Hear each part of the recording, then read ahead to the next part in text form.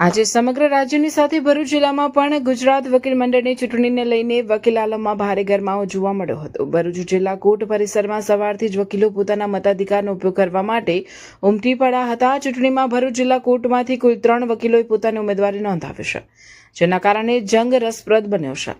જિલ્લાના કુલ 1032 વકીલ મતદારો આજે પોતાના પ્રતિનિધિને ચૂંટવા માટે મતાધિકારનો ઉપયોગ કરી રહ્યા છે। કોર્ટ પરિસરમાં મતદાન પ્રક્રિયા શાંતિપૂર્ણ અને સુવ્યવસ્થિત રીતે સંપન્ન થાય તે માટે ખાસ વ્યવસ્થા અને ચુસ્ત બંદોબસ્ત ગોઠવવામાં આવ્યો હતો। વકીલોમાં જોવા મળ્યો અનેરો ઉત્સાહ। સવારથી સિનિયર અને જુનિયર વકીલો મતદાન મથક ઉપર લાઇનમાં ઉભેલા જોવા મળ્યા હતા। ઉમેદવારો દ્વારા પોતપોતાની જીતના દાવા કરવામાં આવી રહ્યા છે। લોકશાહીના પર્વમાં વકીલોએ હોંશે હોંશે ભાગ લઈ વ્યવસાયિક હિતોના રક્ષણ માટે યોગ્ય ઉમેદવારને પસંદ કરવાનું મતદાન કર્યું હતું।